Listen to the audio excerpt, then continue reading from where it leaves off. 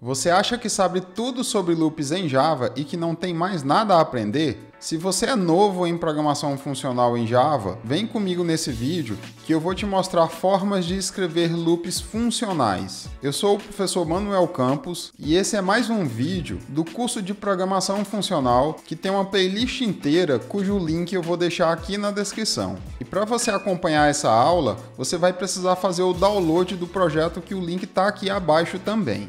Então vamos lá entender como é que a gente pode criar loops utilizando strings numéricas em Java.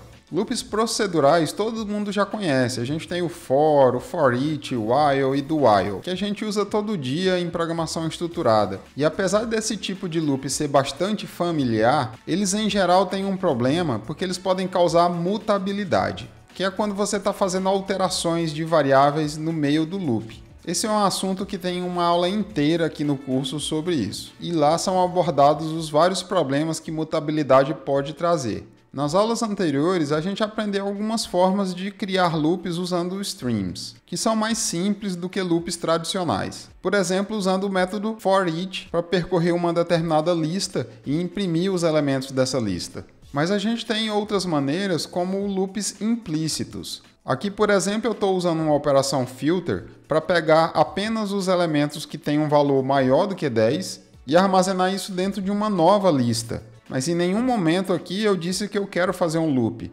Esse loop será feito para mim. Só que além dessas formas de loop em objetos string, a gente tem os tipos especializados int string, long string e double string, que me permite criar uma sequência de inteiros long ou números double. E é por meio desses tipos que a gente tem uma outra maneira de criar loops utilizando programação funcional. Esses tipos eles vão então gerar uma sequência numérica e você pode fazer o que você bem entender com essa sequência.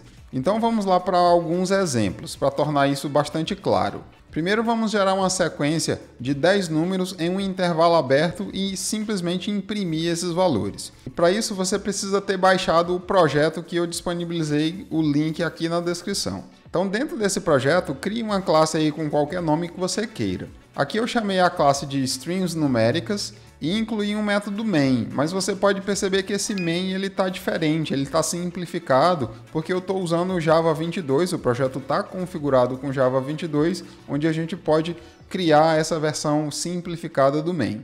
Qualquer um daqueles tipos, int string, long string ou double string, eles funcionam do mesmo jeito. Então eu vou usar o int string como exemplo. Para isso eu vou colocar um int string aqui e eu coloco um ponto range. O range ele espera dois parâmetros, o início e o fim. Então você pode colocar um valor inicial que você quiser, por exemplo 0, e o valor final 10, que nesse caso é um valor exclusivo. Ele não vai até o 10, ele só vai até o número anterior. Então ele vai percorrer, vai criar um loop de 0 a 9. Então de onde que você vai começar e até onde você vai depende do teu problema. E se eu quero simplesmente imprimir esses valores, eu posso colocar um forEach agora. E olha aqui o que o forEach espera.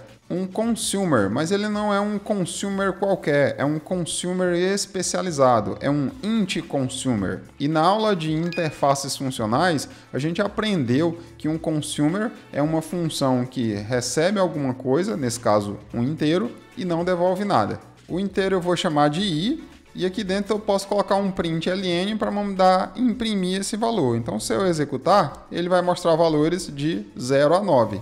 E está aqui o resultado com todos os números gerados. Mas como a gente já aprendeu sobre referência de métodos, eu não preciso criar uma expressão lambda para isso. Eu posso passar o println direto por parâmetro para o forEach. E aí para isso, no lugar do ponto, antes do println a gente coloca dois pontos, tira os parênteses e eu tiro aqui a setinha e o i, que era o que o IDE ia fazer se eu pressionasse um Alt Enter. E o resultado vai ser exatamente o mesmo. Então perceba que essa forma de criar um loop, ela é muito mais sucinta do que um for tradicional. Vamos lá então para o nosso segundo exemplo. Digamos que agora eu quero gerar uma sequência de números, mas eu preciso apenas dos números pares. Mas eu vou usar um método map para isso, que a gente já usou inúmeras outras vezes. Então antes do forEach aqui, eu vou colocar um map. O map ele espera uma função que é um unary operator. Mas aqui no caso, como eu usei um int string, ela é uma int unary operator. O que é um unary operator? É uma função que recebe um valor de um tipo e devolve um outro valor ou o mesmo valor do mesmo tipo. Como é int unary operator, ela recebe um inteiro e tem que devolver um inteiro. Pode ser o mesmo valor ou o valor modificado. Então eu vou criar uma lambda aqui que recebe um valor que eu vou chamar de i e eu vou simplesmente multiplicar por 2, já que eu quero somente números pares. E agora quando eu executar, a gente tem só números pares na sequência. Mas o map aqui não é nenhuma novidade. Então o que a gente fez foi simplesmente imprimir esses valores. Mas agora imagina que você quer obter esses valores e armazenar em uma nova lista. Então eu vou tirar o for each aqui e vou colocar aqui ponto e a gente vai descobrir que se eu digitar to, não tem um toList, só tem um toArray, que vai me devolver um vetor de int. E por que não tem o toList?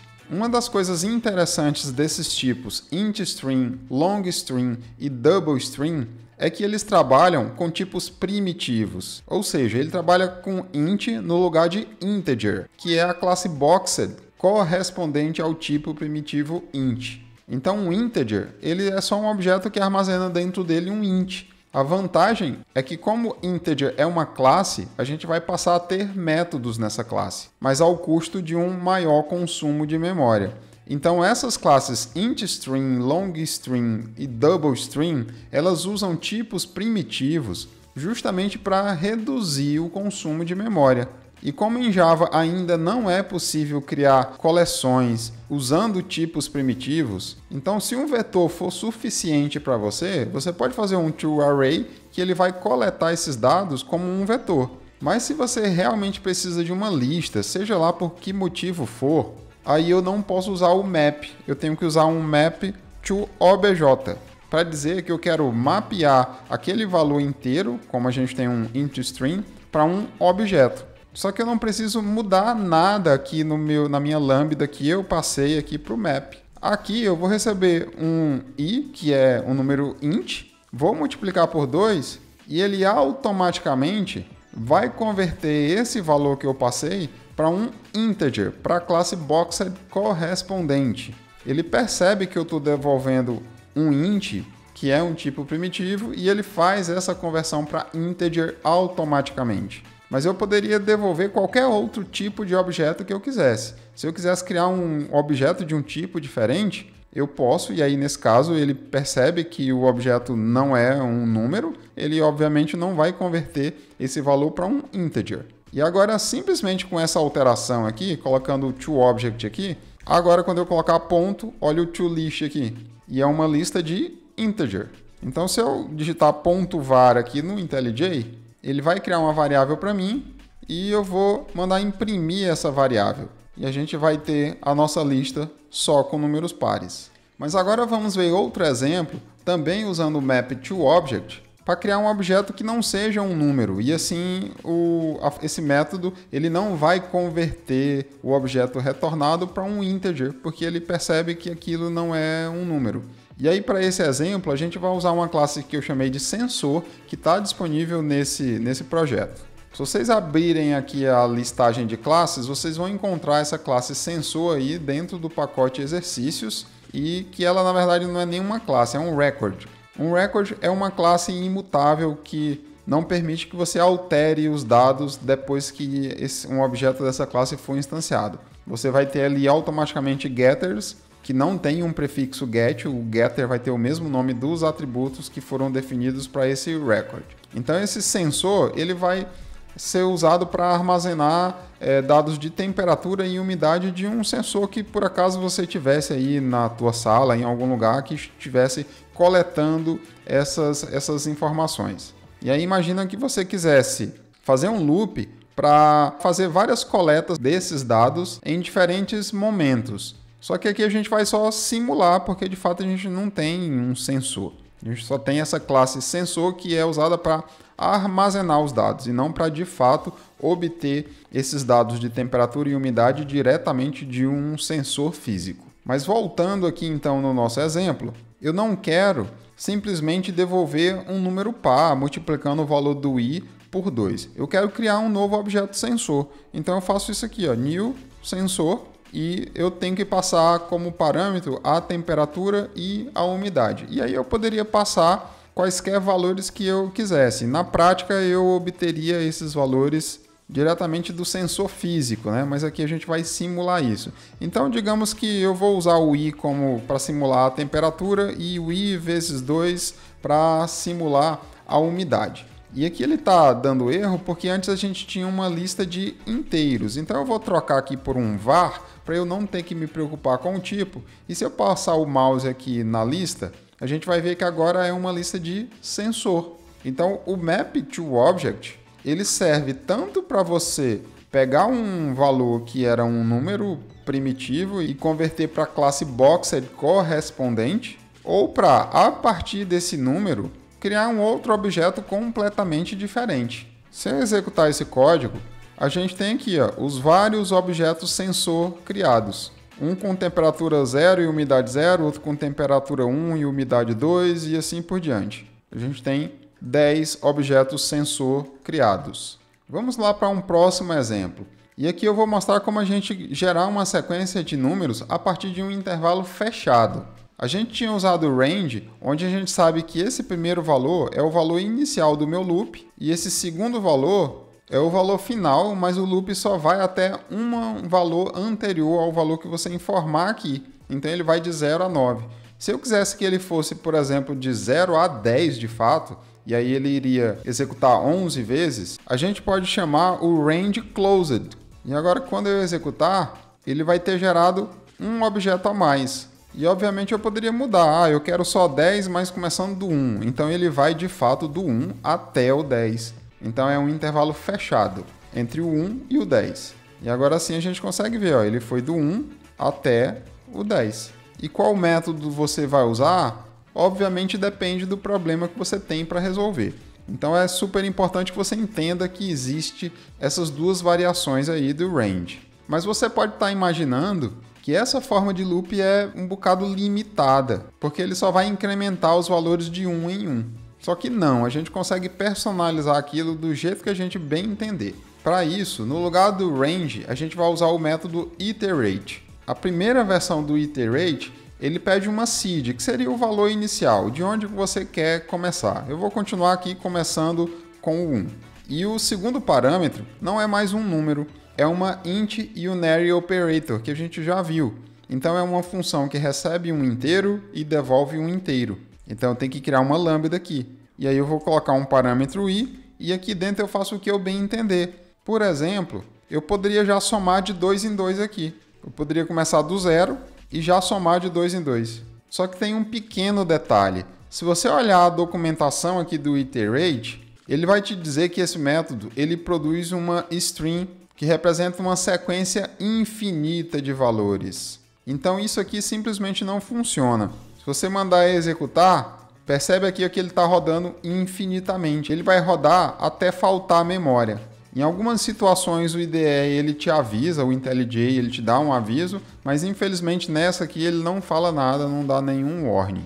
Então como é que eu faço? Se você tem uma string infinita usando o método iterate, você tem que dizer quando é que você quer que essa string pare, quando é que você quer que ela pare de gerar valores. E uma das formas da gente fazer isso é usando um método limit. E você pode colocar o limit em qualquer lugar antes da operação terminal, que no nosso caso aqui é o toList, que vai de fato tentar obter um resultado a partir dessa cadeia de string. E no limit você tem que dizer quantos elementos você quer que sejam gerados nesse teu string.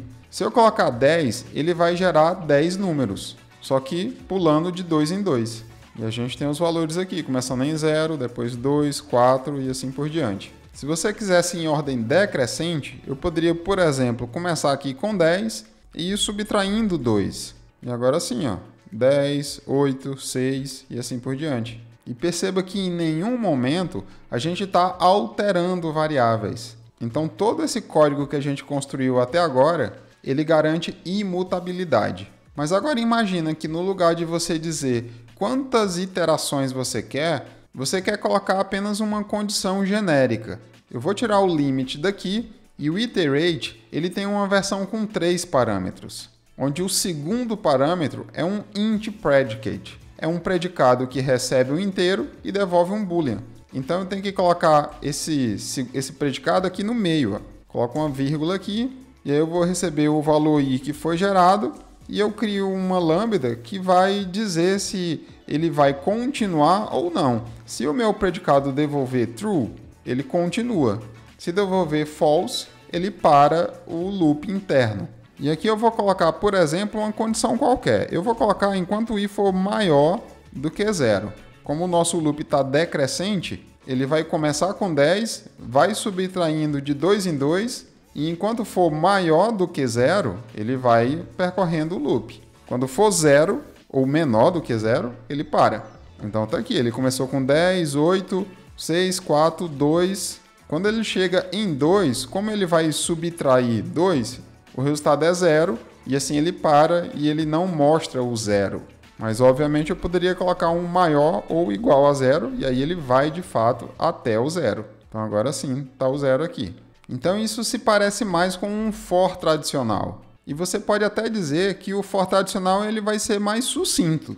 E sim, mas a gente já viu tantas possibilidades até agora que você consegue perceber o quanto que esses recursos são poderosos. E aí o céu é o limite. É muita flexibilidade, certo? Se você está gostando do vídeo até aqui, aproveita para curtir e se ainda não é inscrito, se inscreve e ativa o sininho para não perder nenhuma das novas aulas. Mas vamos lá para mais um exemplo, só que agora gerando números aleatórios usando strings por meio da classe random. Eu vou apagar todo esse código aqui e eu vou criar um novo objeto random e aqui a gente tem alguns métodos interessantes como ints para gerar uma string de inteiros, longs para gerar uma string de números long ou doubles para gerar uma string de números double.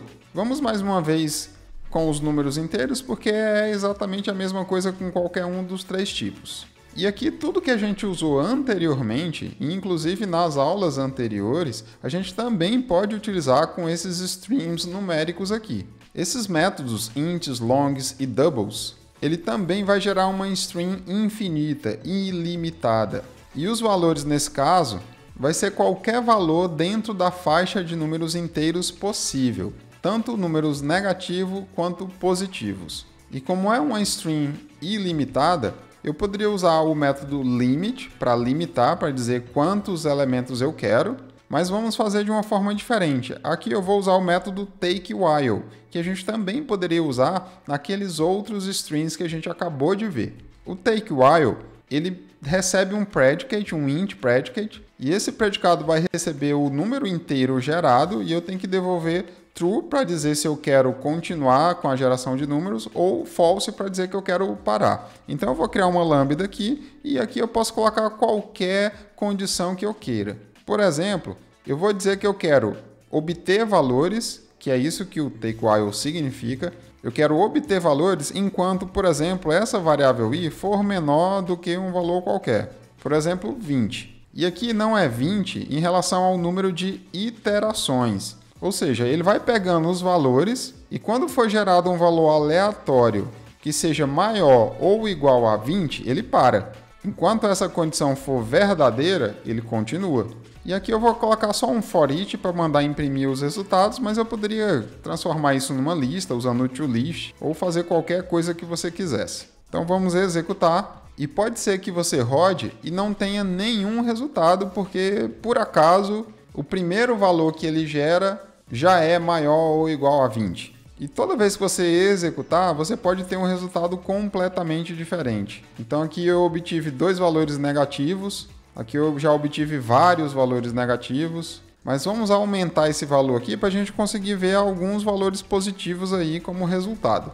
E caso você rode e só esteja obtendo números negativos, é tudo aleatório, é por acaso. Mas você pode também inverter essa condição aqui. Por exemplo, eu quero que ele execute enquanto os valores forem maiores do que 1000. Se for menor do que 1000 ou igual a 1000, ele para e não executa mais. E agora a gente só obtém valores positivos. Eu até poderia colocar de forma mais específica e dizer que eu só quero valores positivos. Então eu vou dizer que ele vai executar enquanto i for maior ou igual a 0. E aí você pode executar e não ter nenhum resultado, e aí você tenta novamente. E aqui ele me trouxe 2 resultados. Mas perceba que usando o take while, você não tem controle sobre quantos resultados você vai obter. Então, digamos que você quisesse 10 números aleatórios. Eu posso usar um limite aqui com 10, como a gente tinha feito anteriormente, e tirar o take while. Ele vai me trazer exatamente 10 números. Só que ele pode me trazer números negativos também. Se eu colocar o take while junto com o limit, eu não vou ter a garantia, mais uma vez, de que eu terei 10 números positivos no final. A primeira vez que eu executei ele não trouxe nenhum, e agora ele só trouxe 5 números. Então, se eu quiser realmente 10 números e só positivos, é muito mais simples você fazer um map e chamar o math.abs para tirar o sinal de qualquer número que for retornado. E assim você vai ter necessariamente 10 valores sempre positivos. E aqui lembrando que tudo que a gente fez anteriormente também é válido aqui. Por exemplo, se eu quiser fazer um map to object, eu tenho essa opção disponível. E aí, já conhecia essas formas de fazer loops utilizando streams? Consegue enxergar onde que você já pode utilizar isso nos seus projetos atuais? Me conta aí nos comentários, vamos trocar algumas ideias e me diz aí o que você achou, se ficou com alguma dúvida, posta aí que eu vou adorar responder. E se você chegou até aqui, muito obrigado por ter assistido essa aula. Antes de sair, não esquece de deixar seu like, se inscreve no canal se você ainda não é inscrito e não deixa de compartilhar esse vídeo com aquele seu colega que precisa conhecer esses recursos de programação funcional em Java. E a gente se vê numa próxima aula.